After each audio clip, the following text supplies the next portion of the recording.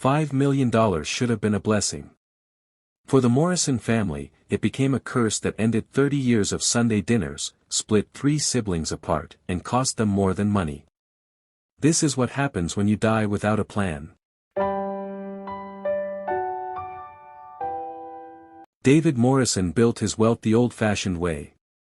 Started a small manufacturing business in 1975. Grew it for 40 years.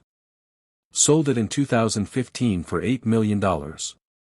He had 3 kids, Thomas, the oldest, an engineer. Sarah, the middle child, a teacher. And Jennifer, the youngest, who'd helped run the family business for 15 years. Every Sunday, without fail, the whole family gathered at David's house. His grandkids called him Papa. He made terrible jokes. Everyone laughed anyway. David was 78 when he died suddenly in March 2018. Heart attack. No warning. At the funeral, all 3 kids cried together. 6 months later, they weren't speaking. David never made a will. He'd talked about it. "I need to get that done," he'd say. But there was always tomorrow. Until there wasn't. Without a will, the estate went to probate. The state decides how to divide it. Equal 3-way split. Fair, right? Here's what that meant. The house where they'd had 30 years of Sunday dinners. Worth $1.2 million. It had to be sold.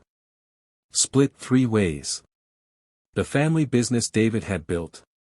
The one Jennifer had run for 15 years, helping grow from $2 million to $8 million. Equal split.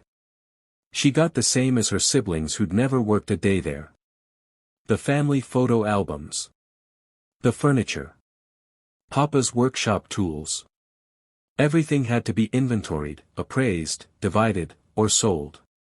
Thomas thought that was fair. Dad would have wanted us to share equally. Jennifer felt betrayed. "I gave 15 years to that business. I sacrificed other opportunities. I earned more than a third. Sarah just wanted it to be over. Can't we just agree and move on?" They couldn't. Jennifer hired a lawyer. She argued she deserved more: sweat equity, years of dedication, promises her father had made. Thomas hired his own lawyer. The law is clear. Equal is equal. Sarah was caught in the middle. The lawyers started billing. $400 an hour. Times 2 lawyers. Times months of depositions, negotiations, court filings. What started as a $5 million estate started shrinking. Legal fees, $180,000. Probate fees, $75,000. Accountant fees, $40,000. The house sat empty for 18 months during the dispute. Property taxes, maintenance, insurance, $65,000. By the time they reached a settlement in late 2019, 20 months after David died, the estate was worth $4.2 million. They'd burned through $800,000 fighting over it. David Morrison thought he had time. He thought his kids would figure it out. They loved each other, right?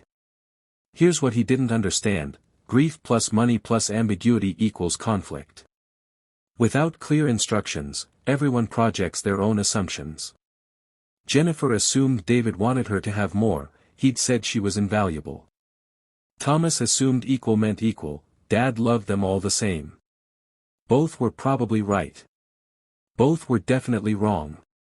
A $3,000 estate plan, a will, clear instructions, honest conversations, would have saved $800,000 in legal fees and a family. But David waited. And waiting cost everything. This story is a composite dramatization based on real estate disputes. Created for educational purposes.